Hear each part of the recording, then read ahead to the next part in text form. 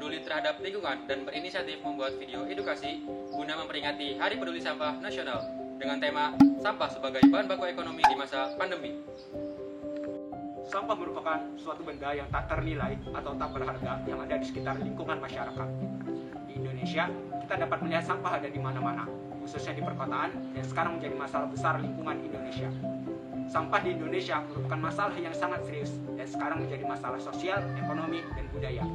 Dan hampir semua kota yang ada mengalami masalah yang sama, yaitu dalam mengolah sampah.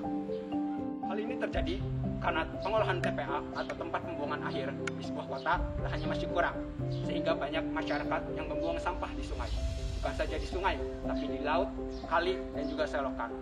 Sehingga membuat ekosistem dan kebersihan laut menjadi rusak. Seperti misalnya ikan dan terumbu karang akibat sampah plastik yang dibuang oleh masyarakat sekitar pantai. Indonesia termasuk ke dalam 5 besar negara dengan jumlah penduduk terbanyak di dunia. Hal ini tidak menutup kemungkinan menimbulkan persoalan lanjutan, di antaranya produksi sampah serta pembuangannya dan mengelola sampah agar tidak menimbulkan sampah baru. Oleh karena itu, pada Hari Peduli Sampah Nasional (APSN) 2021, pemerintah menyatakan Indonesia memasuki babak baru, mengembangkan bahan baku ekonomi dari sampah pada tahun 2021 di masa pandemi COVID-19. Sekarang adalah saat untuk memanfaatkan platform APSN menjadi usaha penanganan sampah yang mampu memberikan kontribusi nyata dalam pertumbuhan ekonomi. Didukung data terbaru, yang mana pengelolaan sampah termasuk salah satu sektor usaha tahan banting atau resilient selama pandemi COVID-19. Sektor ini justru mengalami pertumbuhan yang positif. Ada banyak cara agar sampah dapat menopang kebutuhan ekonomi Indonesia. Pertama, pisahkan antara sampah organik dan anorganik, yaitu kalian sediakan sampah organik dan sampah anorganik. Sampah organik bisa kalian isi dengan sisa makanan, daun kering, maupun buah-buahan atau sayur-sayuran. Selanjutnya, sampah anorganik. Sampah anorganik bisa kalian isi dengan kaleng, kertas, plastik, dan bahan yang sulit terurai lainnya. Selain itu, kalian bisa pisahkan antara sampah padat dan sampah basah agar tidak menimbulkan bau yang tidak sedap. Kedua, kalian bisa ubah sampah organik menjadi kompos, dan kalian juga bisa menjual kompos tadi kepada organisasi perkebunan maupun yang lainnya agar bisa dikelola dengan baik.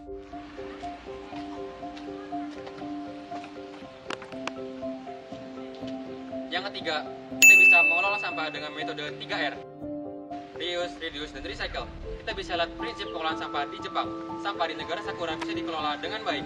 Walaupun di negara Indonesia belum secanggih Jepang, setidaknya kita ada beberapa metode sederhana untuk membantu pengolahan sampah di Indonesia dengan berbasis masyarakat.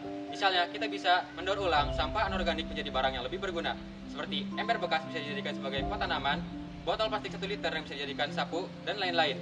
Barang sampah anorganik yang dapat digunakan kembali atau dimanfaatkan kembali bisa menjadi nilai jual atau pemasukan untuk kita guna meningkatkan ekonomi di masa pandemi. Atau juga bisa menjual sampah anorganik ke bank sampah terdekat ataupun bank sampah daring. Tapi pastikan kalian sudah memilahnya terlebih dahulu. Yang keempat, jual minyak jelantah pada instalasi pengolahan minyak agar bisa dimanfaatkan kembali. Selain kita paham tentang bagaimana pengolahan sampah plastik, kita juga wajib tahu bagaimana memperlakukan sampah cairan seperti minyak.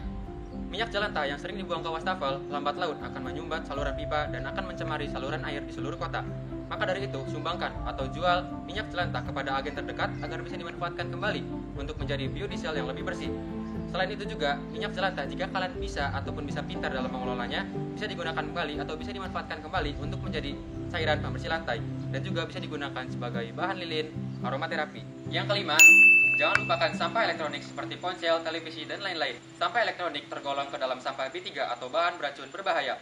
Pengaruh B3 dalam sampah elektronik akan terjadi jika dibuang sembarangan dan dikelola dengan cara yang salah. Ada beberapa tips yang bisa kalian praktikkan.